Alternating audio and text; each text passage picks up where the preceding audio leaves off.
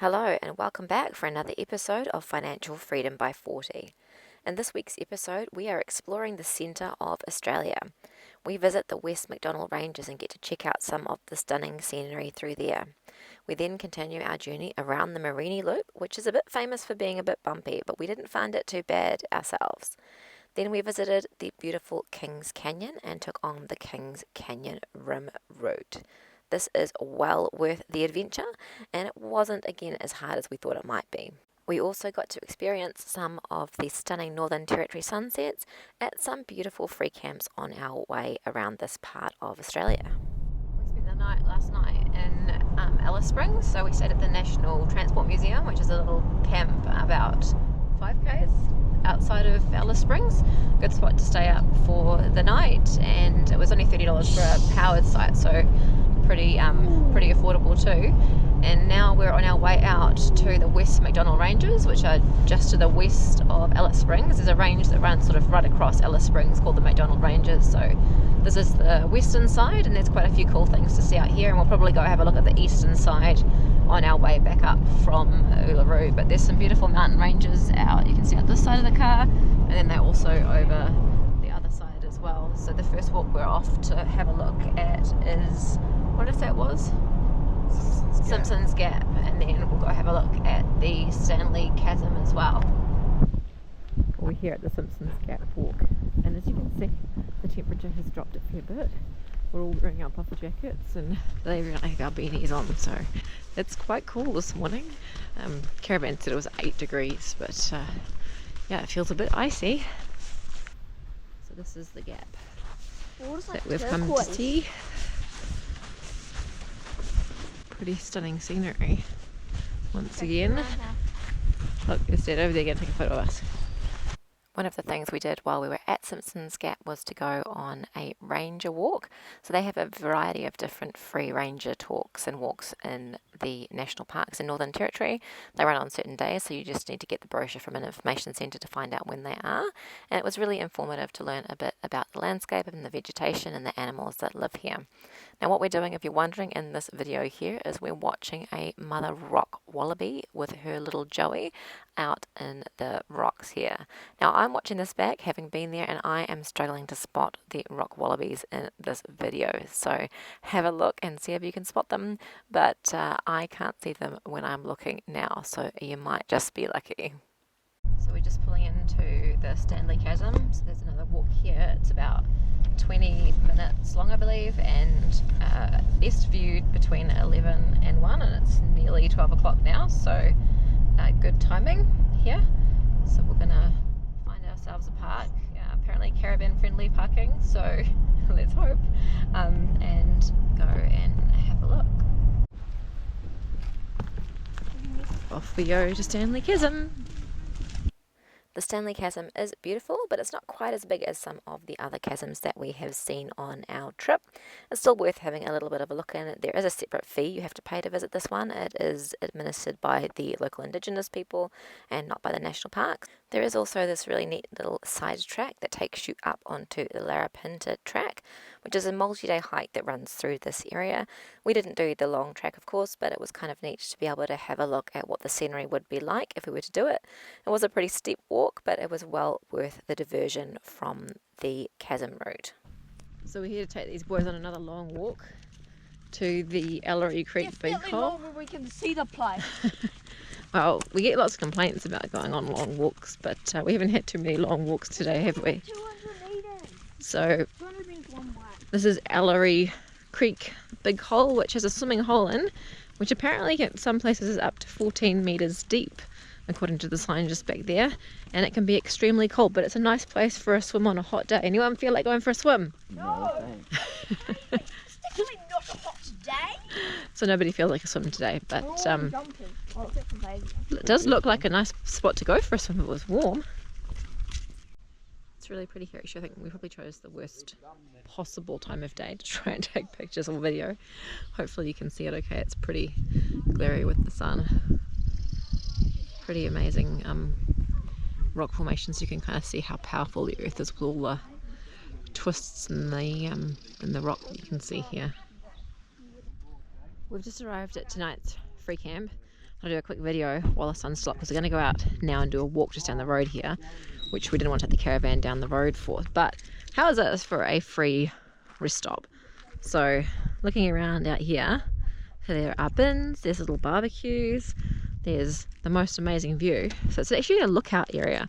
So it's quite high up, and the reviews said that it can be pretty windy when the wind's up. There's a bit of wind, but and we're in a caravan, so we're alright. It's probably more for rooftop tenters. But how's this spot? Look, there's someone's already made a fire pit, and there's a couch. So we might just go for a bit of a look around this walk just down the road from here, and then come back and have a barbecue and maybe just a quiet red wine by the fire on a couch. We haven't had a couch for nearly a year now. Yeah. So we might give it a go. Ollie's giving the couch a go. What do you reckon, Ollie? It's comfortable, but it smells weird. It smells weird, yeah. Well, I mean, it has been sitting around outside for goodness knows how long. It doesn't get much rain. No, that's true. We had a green one like that. We did have a green one just like that. Couch with a view. Pretty good one. Pretty good one. Sure we can't just strap it to the back of the caravan and take it with us? No, I'm pretty sure we don't want to do that. We just arrived at Serpentine Gorge, so we're going to do the walk in there. So there is a two-wheel drive access car park. The booklet actually said it was four-wheel drive only, but this part is four-wheel drive only, but we're going to just walk it in. Making our way up the Serpentine Gorge lookout walk. This is a walk, it's steep, but look at the view so far. Not even at the top yet. Hopefully at the top soon, because I'm running out of oomph. Well, this is a view from the lookout. Pretty amazing view though. It's quite hard to see at this time of day from the shadows in the gorge. We did also do the walk at the base of the gorge. You don't have to go up the steep steps to see this part, but you do get to go along a fairly flat track to see the waterhole at the bottom of the gorge, so some pretty scenery too. We bought some firewood the other day, but it's proving to not be the best firewood. These logs are... That's like sleepers. Yeah, they're not really one to burn, they're just smoking. Hard wood. So Ryan went and found us some firewood in the bush, which is like an entire tree he came walking out with. So hopefully that works a little bit better than the firewood that we paid for, which is just making us lots of smoke at the moment. But the view's getting better though. As the sun's going down, you can see how it's lighting up all the cliffs over here. We love these camps. These free camps are often so much nicer than staying in the caravan parks. It's where you're right on top of each other. How's this for the view though? Looking right out over the West MacDonnell Ranges. Sun's going to set out over this way shortly. Just beautiful. The camp we stayed at was the Neil Hargraves lookout camp. There is another lookout a little bit further back which also looked pretty good, and there are national parks camps too, except that they were pretty tight for large caravans like ours. Another day off exploring around the West MacDonnell Ranges. So today we are... Xavier's cold, but he didn't put a jersey on. It's actually not as cold as it was at the place we were staying down here. There's not quite as much wind, so we're off to have a look at some ochre pits, which are, you know, if you've seen some of our videos of the Aboriginal artworks, they use the ochre to do the painting, and this is, in this area, one of the places where the ochre is collected. So we're gonna see what that's like. So these are the ochre pits. So it says here, the headed view is one of the most dramatic formations of the ochre pits, with swirling near vertical curves of colour painted on the 10-metre high cliff face. Wind and rain have carved into the layers to reveal dramatic designs. The different colours represent layers of mudstone and siltstone, once horizontal but steadily heaved into their present near vertical position when the West MacDonnell Ranges formed over 300 million years ago. The yellow ochre is the dominant colour of these cliffs, caused by a mixture of white clay and iron oxide. The red-brown colours are formed by high levels of oxidised iron and the very fine-grained hematite or limonite, white ochre has very little or no iron. The white colour comes from kaolin, a white clay material. Mineral. Clay mineral. Oh, mineral. Out with stuff with paint. Yeah, you can see all the colours. You can see how they mined it. But it says on the sign that this was mostly used for ceremonial purposes, so this is probably when you see, like Dad said before, it's probably when you see, like at the rugby and that, when they've got the painting on their faces and their bodies, Yeah. it's probably what they use these rocks for. Wow, the colours are beautiful though, aren't they? Yeah. They must like mix it with water or something. I'd say so, yeah. To make the actual paint stuff. Some of it's sort of obviously softer than others. Like that one over there looks almost like sheets of metal. Yeah. Oh, that's sharp. Yeah, it's pretty cool. It is pretty cool. When we turned and walked back the other way, the sun was lighting up the ochre pit rocks, and you could really get a clear idea of the vibrant colours of these rocks. This was a really cool way to get a little bit more insight into the Aboriginal culture, and cool for the boys to be able to see this as well. So we're here at Ormiston Gorge. We're going to go and do one of the walks here. We're going to do the Ghost Gum Loop Walk, which will take us through part of Ormiston Gorge, and we get to see the lookout. So hopefully there's some nice views from there. Let's go have a look. How's the views from here? I'm not sure I want to swim in there. I want to Pretty spectacular. Man.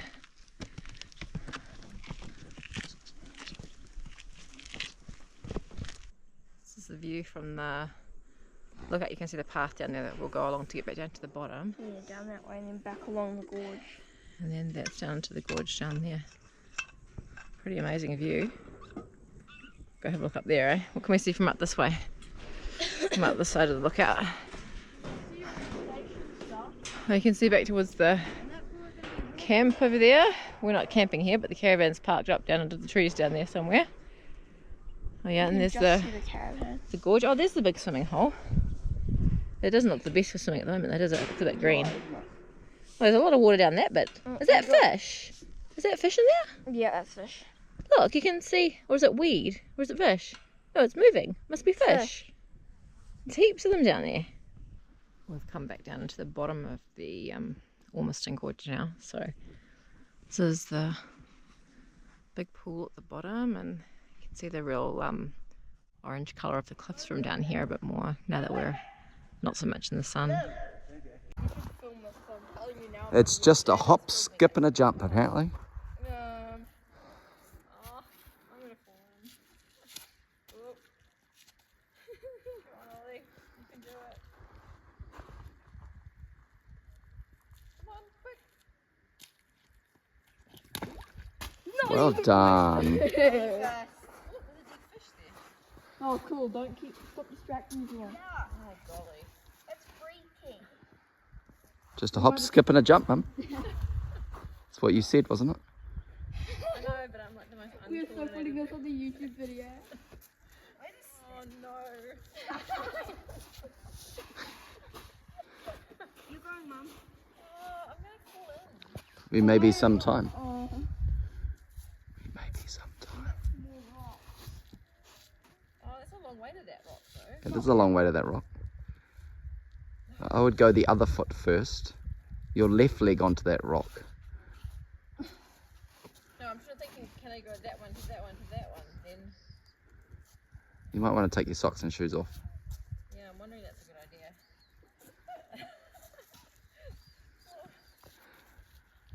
1.5 minutes later. Hurry up. That one moved. That rock disappears. Yeah. Oh no. The floor is lava. Go. I'm taking my shoes off and I'm gonna end up with wet feet. Xavier, can you come please? Show Mum how it's done. Show Mum how it's done. I'm not getting wet. I'm gonna show you how it's done in a minute. Take 2, no shoes. Okay, Ollie, catch. Uh-oh. I think you try to hit him. Here's the fish. Right. I'm still worried I'm gonna end up on my bum here.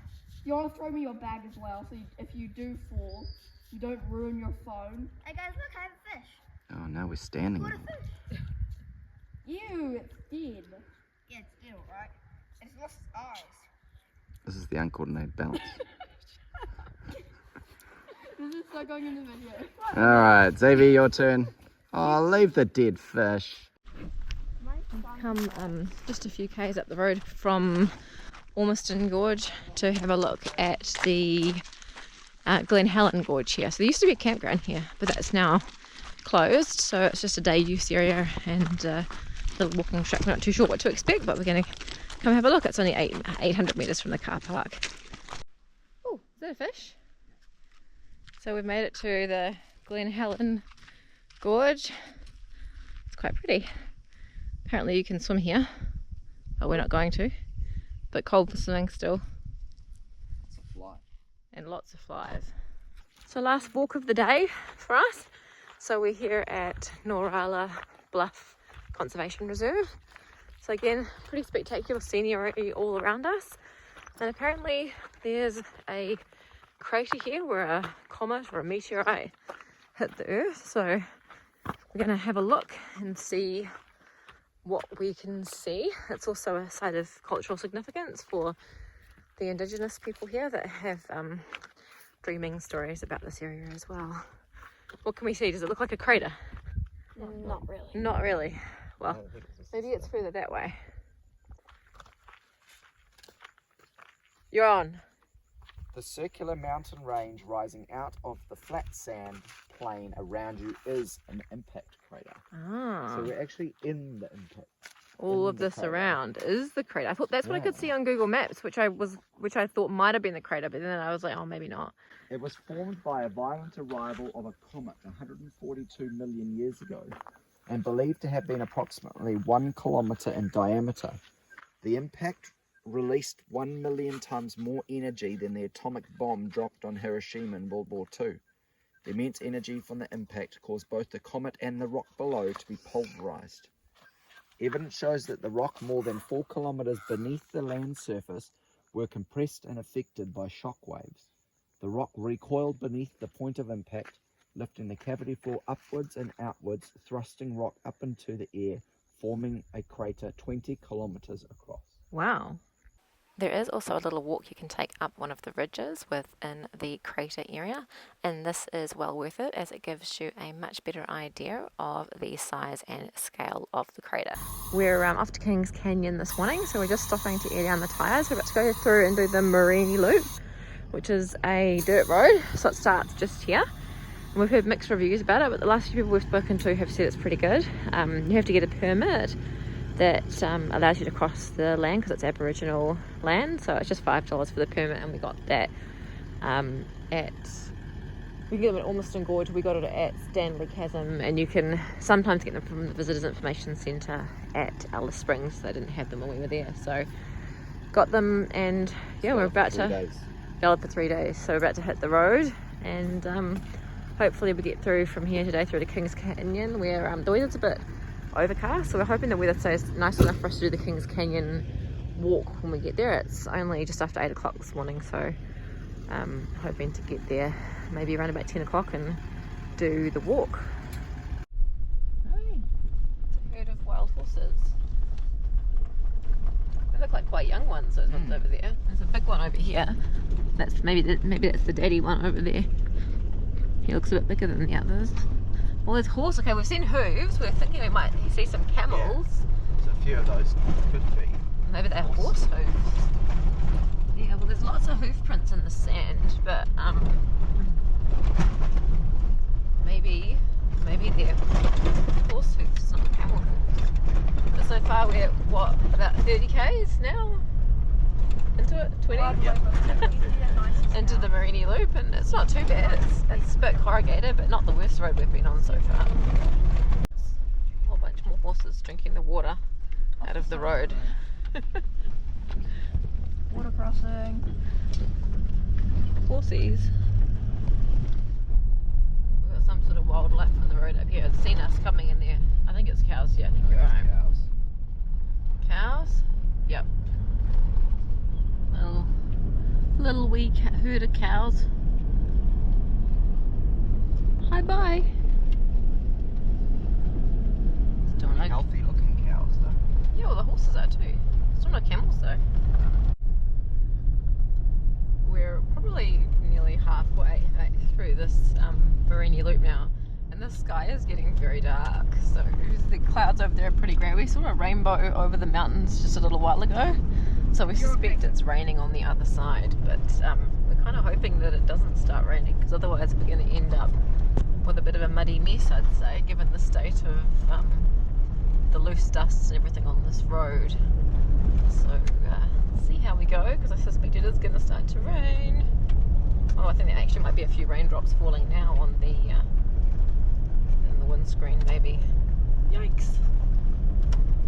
Although we did get a little bit of rain on our way around the Mereenie loop, it wasn't enough to slow us down or turn the road into a bog, thank goodness, so we made our way safely through to Kings Canyon. We're off now to do the Kings Canyon rim walk, so apparently it's a pretty spectacular walk, this one, and a nice cool day for it too. So this is the start of the Kings Canyon loop walk. So this looks like a good start, straight up the hill. Here we go. Wish my legs luck. Let's give you an idea of how steep it is. Ryan's up there, and this is down. Up again. Alright, let's do it. You can do it. Tiring. We're partway up the ridge now. Pretty cool view over the canyon now though. And we can see over there there's a bridge, so I assume that's the direction we're heading in. So this bit we're walking through here is kind of similar again to the beehive domes from the bungle bungles. So apparently again layers of sandstone that have been laid down over the years. Kind of a bit of a unique sort of formation. A bit different in colours to some of the other beehive domes we've seen though.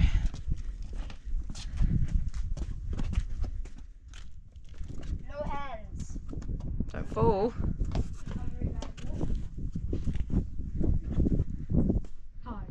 What's the view out that way?